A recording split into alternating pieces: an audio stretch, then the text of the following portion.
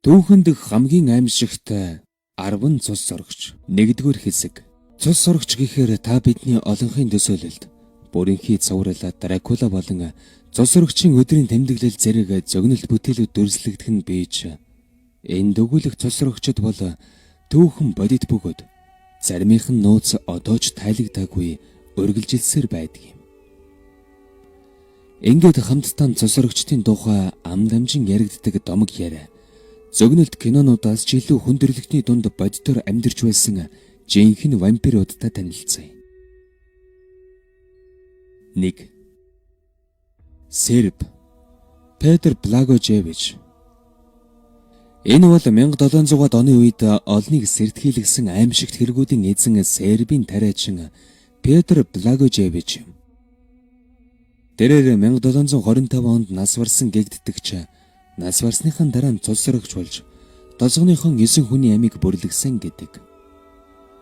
Учир нь Петрийг нас барсны дараагийн 17 хоногт түүнтэй ойр байсан нөхд нь ужир битүүлэг өвчнөр өвдөж тосгоноор нэг шүүгж.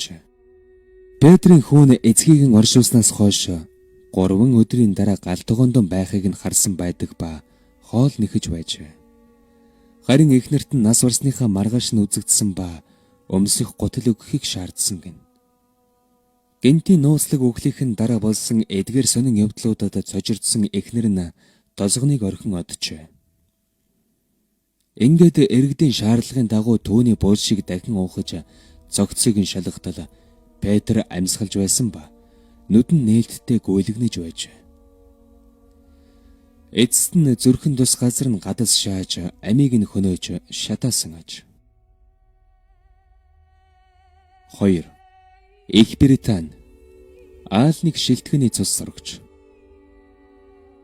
Жуулчдын хамгийн ихээр зоридог нууцлаг бас хөө сонирхол татам энэ шилтгэн нь Английн дүүхэндх хамгийн алдартай газар юм.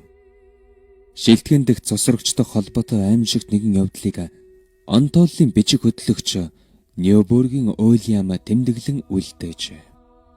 Тэмдэглэлд бичснээр эхнэртийн хуурдсан залуу түүнийг мушгиж яваад шилтгэний дээврээс унаж нас баржээ.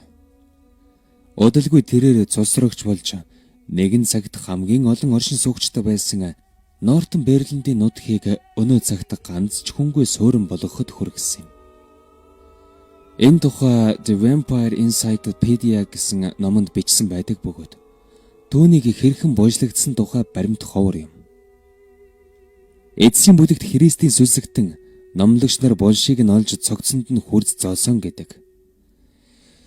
Энэ үеэр түүний судсаар бүлийн цус урсаж байсан бөгөөд хамгийн сүүлд биеийг нь шатааж цус сорогчтой холбоотой аимшигт явдлуудыг таслан зогсоож байжээ. Шилтгэнийг 1100 оны үед бариулсан ба цус сорогчтой холбоотой энэ явдал Дракулагийн дэгдээсэн аимшигт явдлаас даруй 800 жилийн өмнө болсон аж.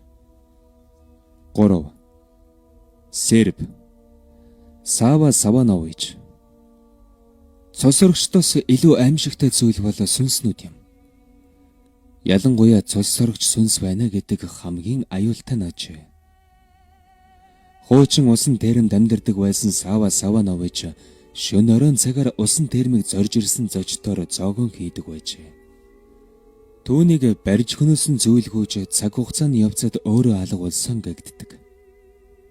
Гэвч хуужирч нурсан термийн орхиж өөр шин гэр хайж байгаа гэдэгт хүмүүс итгэдэг.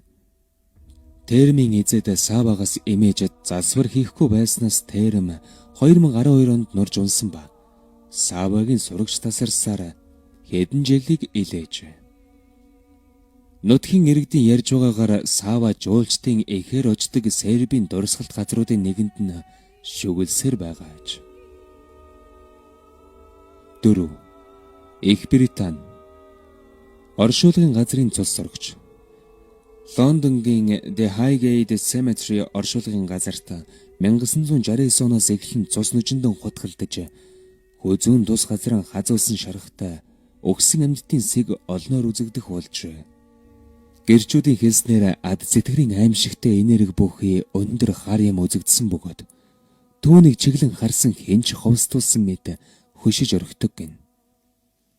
Оршуулгын газарт шүглсэн цус урагчийг мөшгөх ажиллагаа нутгийн маш олон иргэдийн оролцоотойгоор 1970-аад оноос эрчимтэй өрнөж байжээ. Иргэд орон нутгийн хэвлэлээр дамжуулж цус урагчийн талаарх санал бодлон солилцож байсан ба эхэндээ зүгээр л нэг сүнстэй зөөрлөж байсан нь хожимо цус урагч болж батлагджээ. Ингээд цөөнгөө булшиг ухаж цус урагчийг цуцалдгүй ирсэн ч ажмаар бүдгэрч тайлэгдсэн зүйлгүй одоо ч сонирхол татсан хэвээр байдаг ажээ. 5. Эстрия Юре Грандо. Одоогийн Хорват улсад амьдарч байсан тариачин Юре Грандо 1656 онд нас орсон бөгөөд вампир гэдэг ойлголтыг түүхэндээ анх удаа Юрегийн тохиолдол дээр хэрэглэж байжээ. Тэрээр нас барснаас хойш 16 жилийн турш толгойн иргэд рүү халдаж аимшигт олон хэрэг тарьсан юм. Тодорхойлбол Юре шөнө өрөөнд цагаар ангуучлахыг хүссэн хүнийхээ гэрийн хаалгыг нь төгждөг гэн. Хаалган төгжүүлсэн хэнч цус сурагч Юрегийн өгөөш болдог. Иргэдийн дунд Юрегээс өөр цус сурагч бий гэж үзсэн нэгэн байсан ч тэрээр бэлэвсэн эхнэрийн хүртэл айлгаж удаадараа секс гэж ноолсон байдаг. Эцэст нь арга барсан толгойн иргэд болон сүсэгтэн нар түүнтэй нүүр тулахар шийдэж булшийг нь ухаж толгойг нь тасалснаар сая нэг санаа намарчээ.